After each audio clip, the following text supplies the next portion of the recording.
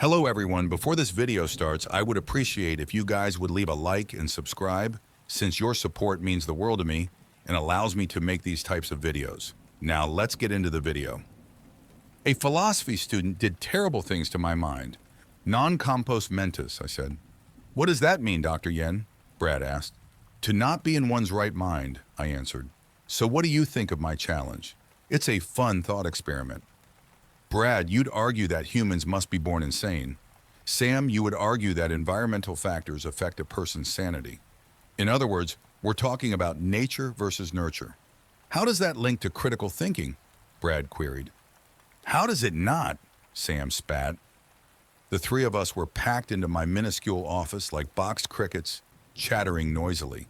To an outsider, our conversation would have been a grating cacophony of nonsense. It practically sounded that way to me. I hated those meetings with Brad and Sam. There was no other option, of course. I had limited availability in my schedule, so I put students in pairs for monthly catch-ups. But I would have rather skipped the meeting between those two boys entirely. In fact, I would have expelled Sam Stokes from my class if that were allowed. He was an unsettling young man, a 20-year-old child. One with the pungent, putrid air of unearned importance that wafts from so many university students. Sam was the sort of boy who lived in a fantasy. Everyone else simply formed the backdrop to his world. I see your point, Brad. Well, in this week's lecture, we were talking about fallacies, I said. Fallacious arguments are certainly frustrating, but the fact of the matter is that such reasoning, or lack of reasoning, seeps into each and every aspect of our daily lives. We all have unfounded biases, unfounded beliefs, and ridiculous as it seems, those unfounded beliefs sometimes win arguments. Often win arguments, actually, whether intentionally or unintentionally. It goes against the basis of critical thinking, Sam said, practically parroting the point Brad had been making. It does, I agreed, but that's why we must discuss it. People decide winners of debates based on emotion, not reason. We see it with politicians, legal enforcers, and even teachers. That includes me. Yes, even I have biases. Even I make points that are unfounded. The thought experiment I proposed, for instance, might achieve nothing at all. I might be wrong in suggesting that we would learn something from such a debate. But wouldn't it be fun to try? By learning to argue logically and illogically, you might better understand how to approach fallacious arguments. You might both become better at guiding people towards solutions in all walks of life. Business relationships, personal relationships, and so on. Sam smiled. Sounds good to me. I clearly have the winning position. It's a proven fact, of course, that people are born with mental illnesses and disorders that one might classify as insanity. No doubt about that. But it's also proven that people can be driven to insanity. I don't see how Brad would be able to refute that. It's the truth. The truth doesn't matter, Sam, I explained. Winners are the ones who argue the most convincingly. It is not enough to be logical. One must be persuasive. So persuade me, both of you. Brad, are you up for this? Is it proven that people can be driven to insanity? Brad asked Sam. People whose nap may have always had poorly wired minds. I smiled. Well, you've responded, so I'll take that as a yes. Continue, Sam. This is ridiculous, Dr. Yen. What sort of argument is that? It hardly warrants a response, Sam huffed. Would people agree with you? I asked. Is the entire world educated in psychology? No, and we're included in that uneducated group, the boy scowled. We study philosophy. Brad is no psychiatrist. Listening to his spouted drivel is infuriating. The same could be said about you, Brad shrugged. You're both veering into ad hominem territory, I warned. This exercise is supposed to open your minds to the workings of both logical and illogical arguments. That is all. Let's not digress into attacks on character, okay?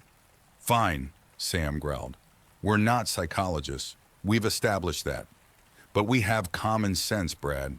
There are plenty of humans who are born perfectly sane, but life changes them. Through trauma, the mind can be ruined. Stop being obtuse. You know that people can be driven to insanity. Do I? Brad asked. I know that people are born with mental illnesses, but you've not provided any evidence of mentally healthy people descending into madness. Perhaps all unwell people were born with an innate predisposition towards developing illness. It was always there, in the background. Sam's eyes narrowed and his face reddened. I saw that the boy, willfully or not, didn't understand the purpose of the experiment. He liked order and structure. We all did. That was the allure of my course, the allure of critical thinking in particular. However, Sam seemed unable to entertain the abandonment of logic for the sake of an exercise. He didn't have the patience to tolerate an irrational opponent. I started to wish that I'd reversed the roles. Sam should have argued for nature. Perhaps the following disturbing events wouldn't have happened. A coldness spread across Sam's face, a look that violently tore every shred of joy from my being, replacing it with horror, an expression that I'd never seen on his face before, but somehow I recognized it, as if I'd always glimpsed it beneath the surface of his ill-fitting mask. Neither of us have evidence, Brad. I'll say it one more time. We're not psychiatrists. We haven't done research. We don't have any data or statistics to support our points. We're going in circles, Sam explained robotically. I don't know what you mean, Sam. I was telling the truth, weren't you? I did my research. Just concede if you have nothing else to say. Brad shrugged. I smiled. I'm certainly leaning towards nature. Well, you're a moron, Sam growled. We've talked about this in the past, Sam. You need to learn to control your temper. I sighed. We'll call it a day, because you're clearly not engaging with the task. People pay attention to emotion. That was what this debate was supposed to demonstrate. You would have been able to argue your point well if you'd remained calm and taken the time to think, Sam. I'm not a psychiatrist, Sam cried. This is nonsense. Non-compos mentis? What nonsense? None of us know anything about that. Not even you, doctor. I removed my spectacles and rubbed my eyes. You're right, Sam. Brad's argument was filled with gaping holes. It lacked substance. Unlike you, however, he never showed his hand. In life, you won't always be arguing about specialty subjects. If you have the ability to argue for a position about which you know very little, you have the power to argue for a position about which you know a lot. You will face many pig-headed people in this world. People far ruder and far less logical than Brad. Will you crumble when they spout nonsense too? Or will you remain level-headed, state your points clearly, and work towards solving problems, making the world better? I will remove myself from foolish situations, Sam hissed, rising to his feet. The student took meaningful strides towards the exit, but he unexpectedly stopped to turn and smile at me. Do you really believe that a person cannot be driven insane, Dr. Yen? He asked softly. I sighed. It was a thought experiment, Sam. This wasn't a personal attack. And before he left, the young man said something which frightened me in a way I didn't understand. I wager it would only take 5 tweaks to unspool the threads of your mind. I thought about those words later that evening. Whilst my wife slept soundly beside me, I lay and stared at the ceiling. Thought of the many times that Sam Stokes had said or done things to leave me with an uneasy sensation in my gut. That was why his parting words had struck such an ominous chord. My suspicion about the boy's mental instability was backed by a year of supporting evidence. Something was deeply wrong with Sam Stokes, but the non-compos mentis debate was the catalyst for the hellish events that would follow. It took a while for that to become clear, however. Sam Stokes stopped coming to lectures. He quit university, and I quickly forgot all about him. Moved on with my life. I'm starting to think that may well have been his plan, lulling me into a false sense of safeness. The strangeness began in January, nearly 2 years after the man's unnerving tantrum. Is something funny? I huffed, spinning around. I faced a lecture hall of bewildered students, and my eyes rapidly scanned the people in the room. I was searching for the culprit, the giggling young man or woman, the one who'd been chuckling whilst my back was turned and stopping whenever I eyed the students, like a stuttering engine that taunted me. This is very disruptive, I shouted. Please, whoever's laughing, stop it. Or at the very least, tell the rest of us what you find so amusing. Like clockwork, as soon as I returned my gaze to the blackboard, the ethereal snickering resumed. It seemed to be pouring from the very walls. I groaned loudly. Look, will you just... We hate it too, Olivia interrupted. Yeah, we don't know who's laughing, Megan added. It's Anoyang for everyone. I nodded dejectedly. You know what? It's nearly midday. We'll stop there. I'll upload the notes later, and our chuckling friend is free to laugh heartily at David Hume's thoughts on empiricism. It is, clearly, mankind's most comedic piece of literature. Who knew? And that night I worked at the university until 10 in the evening. It was Friday night, or as I like to call it, admin night, my least favorite time of the week. I would panic and hurriedly complete a ginormous list of administrative tasks in the space of a few hours. Things I should have done earlier in the week. The plight of the procrastinator, made worse by the isolation of an empty building in the middle of winter. And on this particular night, the horror multiplied with a single sound. A meek, muted laugh from the darkness. I froze and my eyes shot to the door of my cramped office. The office in which I'd held that meeting with Sam and Brad 2 years earlier. The corridor beyond my door was partly obscured by the patterned glass of the window pane. But I could see enough. There was nobody outside. Still, the clarity of the chuckle was undeniable. The sheer loudness. It sounded as if it had come from the other side of my door. Hello? I feebly called. There was, of course, no response, and I knew that I recognized the laugh, the unmistakable giggle that had filled my lecture hall earlier in the day. I still had unfinished work, but I was no fool. I wasn't going to spend a second longer in that place. I packed my things before scurrying into the corridor, and I quickly realized that I'd never noticed something before. The quiet of the building after sunset. The emptiness of those deep cavities that the scarce lighting didn't reach, in hollow nooks and crannies of the corridor. On that night, however, stalked by a disembodied voice, the terror of the place finally tunneled into my mind. I finally realized that I was alone. No, worse perhaps, I wasn't. As I pressed the button for the lift at the end of the corridor, it sounded again. The giggle that seemed to have no source, unbound by a human body. It reverberated from the walls, carrying with far too much sound and weight to have stemmed from a physically present person. When I turned around, I expected to see a person slinking into the darkness, a petrifying stalker lurking in the shadows. But I saw nobody, and that was far more terrifying. Uttering a shriek, I squeezed my shivering form through the lift's doors before they'd fully opened, and then I repeatedly hammered the button for the ground floor, wondering why the mechanics of the lift seemed to clunk and clang at such a glacial pace. I was too afraid to make a sound or move a muscle, inching towards unconsciousness, slithering floaters filling my eyes as I refused to inhale or exhale. When the doors eventually started to close, I allowed myself the privilege of drawing a deep breath. I tried to convince myself that I'd seen some silhouette of a person in the distant darkness of the corridor, but I didn't. It was simply a cozy lie. Preferable to the frightening alternative, the possibility that there had been nobody in the building but me. After a sleepless night and concerned questions from my family, I finally caved. I told my wife and my daughter about the strangeness of the day. That was how I undersold it. A strange day. My wife talked about the potential of a stalker, a disgruntled colleague or student.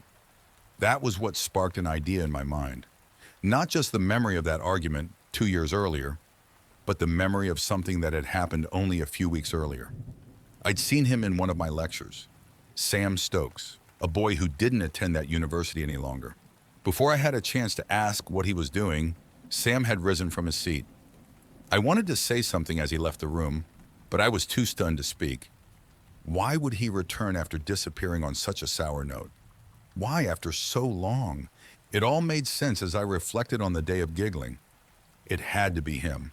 After all, I hadn't imagined the sound. Students had heard it too. It wasn't in my head. You might be right, Jane, I agreed. Remember that aggressive student from a couple of years ago, Sam Stokes? My wife nodded. Yes, I remember. The one you said might be a psychopath. Do you think he's been harassing you today? I shrugged. He's the only person I've ever angered enough to warrant such a response. And I spotted him in my lecture hall a few weeks ago. That seems far too coincidental. Jane rubbed my back affectionately. If you see him again, Zymo, you really need to call the police. It's harassment, I know. It's strange, though, I continued. I didn't see him anywhere today. I checked every face in the lecture hall, checked every corner of the office corridor. I heard the laughing, but there was no sign of him. You'll have to tell Richard on Monday, Jane said. He'll check the CCTV for you. Have you thought about the possibility that he might have used a set of speakers? My daughter asked. He might have hidden something in the lecture hall and the corridor. I rubbed my chin thoughtfully. That would actually explain some things, Claire. The voice was incredibly loud, too loud to be natural. With that explanation, my stomach settled a little and I sought to enjoy a relaxing weekend with my wife and daughter. The two people whose laughs didn't send ripples of fear down my spine. The giggling didn't follow me into my home, and it didn't return on Monday either.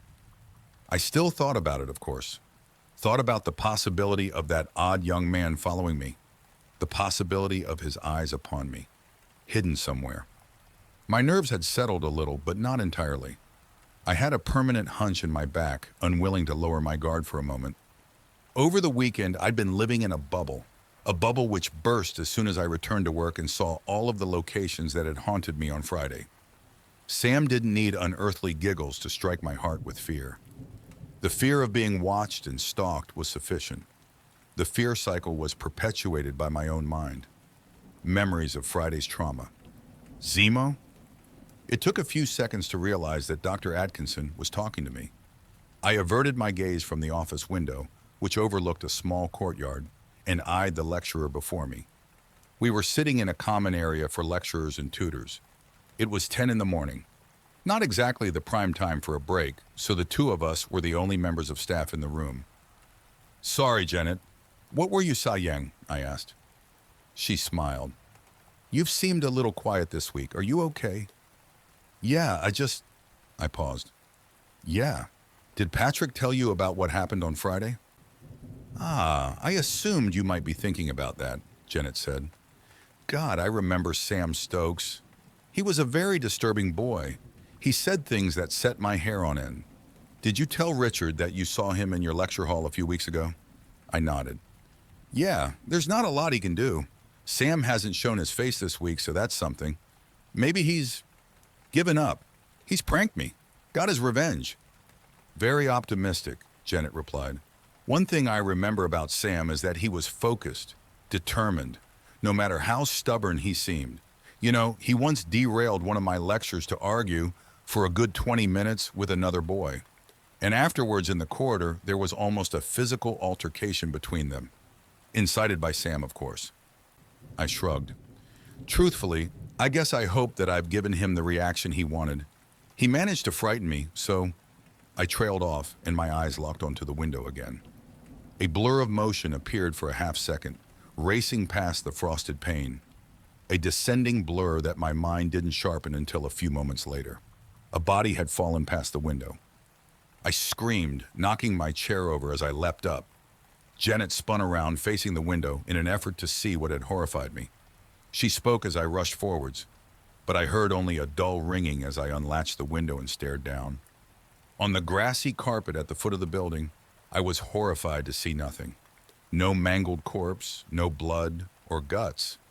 Just an empty courtyard, as if there had been no falling body. But there had been a body. I'd seen it. Hadn't I? Zymo! Janet cried. What on earth is wrong? What are you doing? I don't see anything. I was hyperventilating as I supported myself on the windowsill and tried to process whatever I'd seen. Or not seen. It was a brisk, cold morning in January. Obviously, there was nobody in the courtyard. A small patch of land around the rear of an unpopular building. There was nobody who could confirm or deny what had or hadn't happened. I didn't explain myself to Janet. I canceled my lectures and tutorials for the day. Then I proceeded to inspect every square inch of the deserted courtyard, but I still found no sign of a body, even upon closer inspection. But I tried to calm my mind. I thought about how uneasy I'd been that morning, that entire week. I decided that I'd seen a bird, perhaps. Such a startle might have caused my jittery brain to imagine something greater, something far worse. Believe it or not, I summoned the courage to return to work the following day. However, it happened a second time. again with no fanfare nor witnesses. Late at night, following a long day at work, I was driving along a country lane near my home. As I passed the old farmhouse at the midpoint of the road, my eyes were drawn to something.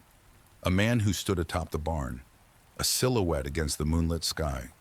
Without warning, he toppled over the edge of the building, falling out of sight. I yelled, losing control of my car for a brief moment and veering into a nearby hedge. Fortunately, it was no major accident. I wasn't hurt.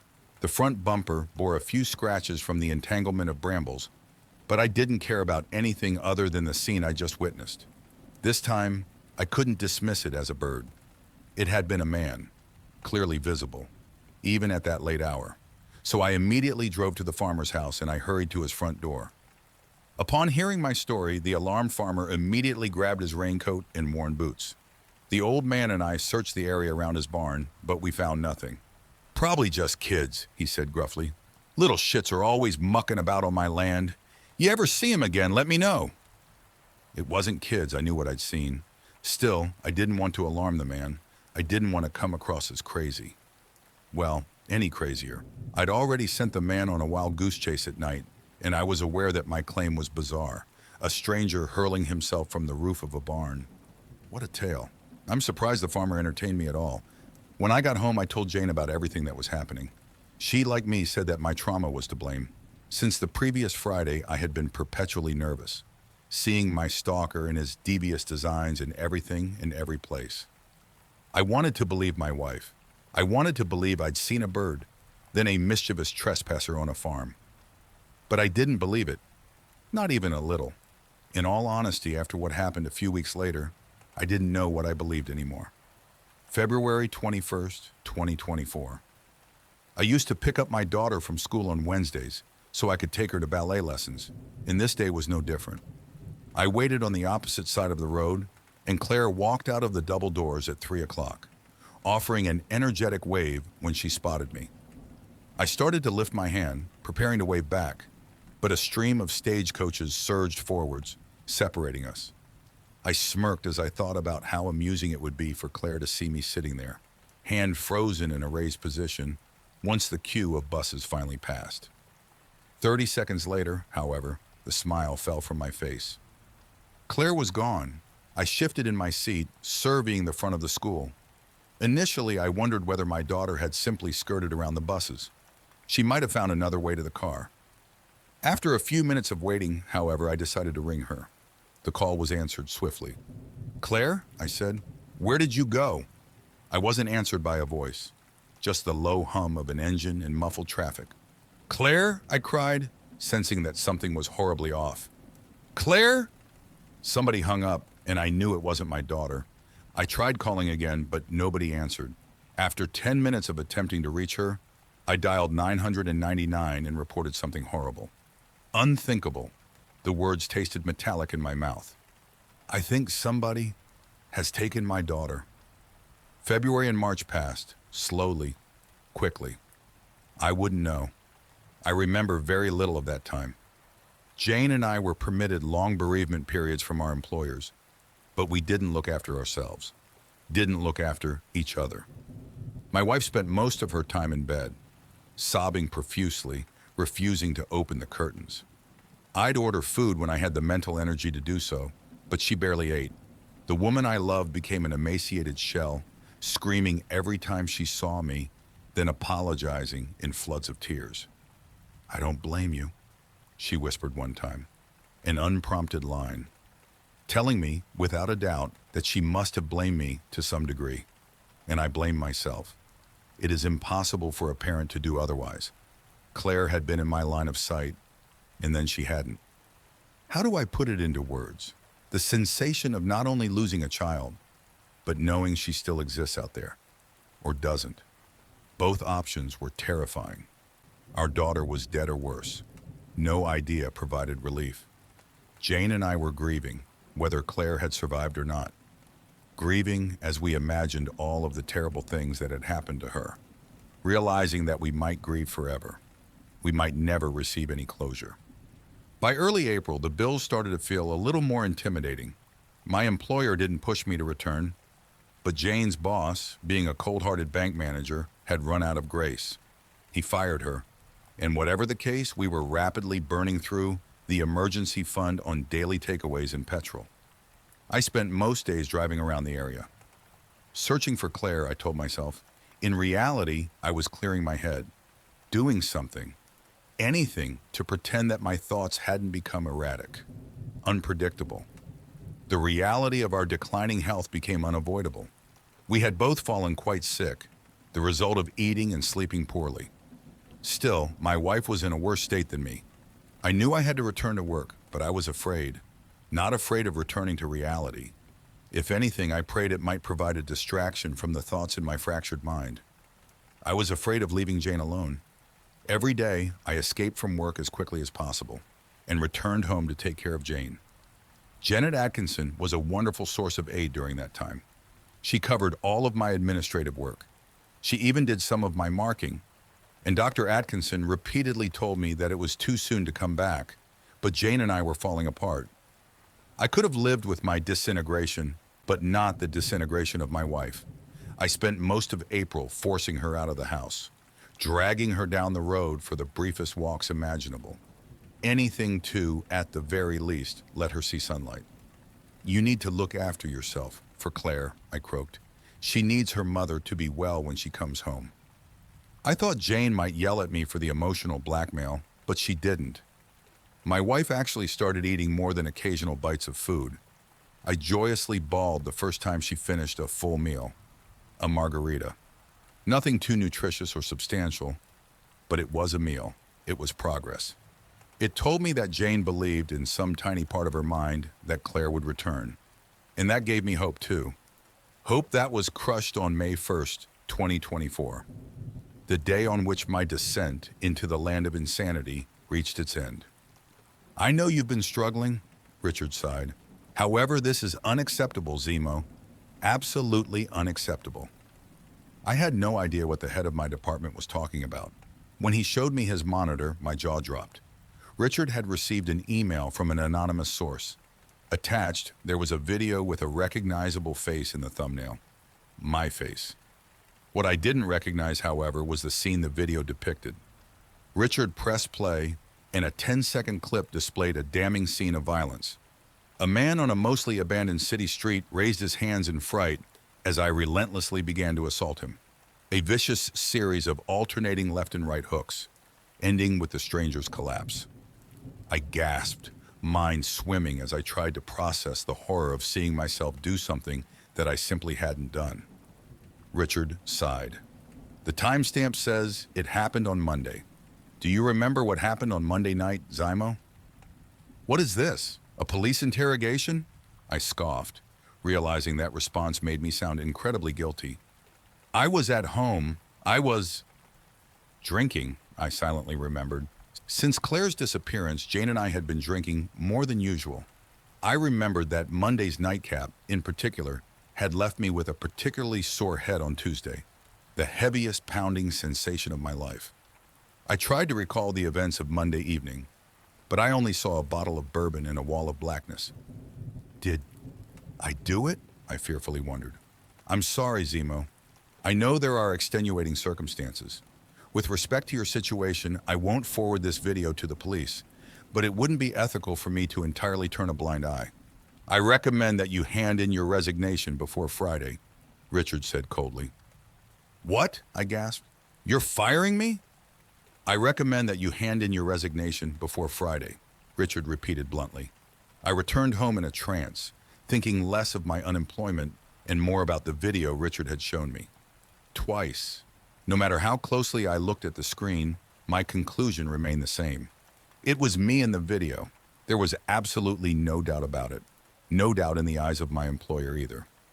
I could have fought the situation, but rocking the boat might have pushed Richard overboard, and he would have dived into the depths of the police station. Jane needed me. Claire needed me. It would have been selfish to throw Richard's gift in his face. So fully believing that I had blacked out and assaulted a stranger, I thanked Richard for his discretion. He told me that he was sorry about Claire. He hoped that we would find peace soon, but told me that it might be best to distance myself from the world before doing something stupid. More stupid than this, I mean, he clarified. nodding at the video on his screen.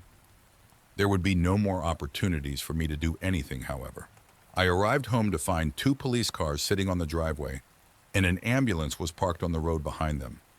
An officer stood on my front porch with Mrs. Black, our elderly next-door neighbor. They noticed me pulling onto the front lawn. "Mr. Lee?" the officer asked as I climbed out of the car. "What's happening?" I hoarsely croaked, marching towards the house. "Mr. Lee, let's just talk for a moment," the officer began. I brushed past her, and she didn't stop me. "Zymo, dear," Mrs. Black trembled. "Please listen to the policewoman. I beg you." There were 2 officers standing in the main lobby, and they both hurried forwards, shooing me backwards. "Wait, sir," one officer started. It was too late. I'd already seen what they were trying to hide. The forensics team were marking items and taking photographs, but the scene remained untouched. Jane was dangling from a rope she'd tied to the chandelier. Tears stained her gaunt face, and her dead eyes were still open, haunted by the final thing she saw. And I was haunted not only by the sight of my lifeless wife, but the horror which painted the walls. What she had clearly seen: hundreds of identical photographs, a copied picture of our daughter bound to a chair in a nondescript kitchen. Claire was only identifiable by her school uniform, as her entire face was mutilated beyond recognition. Given the motion blur of her body, it was apparent, most hauntingly, that she was still alive. Still alive when the photo was taken, at least. Just as it was clear from her stretched mouth that she had been screeching in unfathomable agony. I remember very little from the weeks that followed, the weeks between then and now. I only remember fragments of events, key markers on a timeline of terror. Firstly, I begged the police to research Sam Stokes, the boy I'd seen in my lecture hall at the start of the year, shortly before everything started. I told them about everything that had happened, and I said that I suspected him to be the tormentor, the kidnapper. Less than 10 minutes later, however, another detective informed me, after a brief search, that Sam Stokes committed suicide a year earlier. I insisted otherwise. I tried to explain that I'd seen him in my lecture hall, but the words fell on disbelieving ears. I finally believed that it had all been Sam. It didn't mean much by then, of course. I was already broken. After the nightmares and hallucinations worsened over the following days, I suffered a psychotic break. Police officers found me wandering a city street in the nude at midnight. I don't remember how I ended up there. I wasn't arrested. After a brief examination, I was sectioned. For my own safety, I was told, but I was no danger to myself. I was no danger to anything or anyone. I had become a shell of myself. I don't know why I'm speaking in the past tense. I'm worse now, and I know I'll continue to worsen. I have nothing and nobody. He won. Sam Stokes drove me to madness. For now, that's all. The doctor just told me that I've spent too long on the computer today. I'm fortunate that the ward allows patients internet access. It is a taunting slice of freedom in this prison of the body and the psyche. The prison that Sam must have gleefully envisioned 2 years ago when he promised to tweak my mind. 5 times. Thank you for watching the video fully. Please hit the like and subscribe button, since I could not make these videos without your support, and it means the world to me.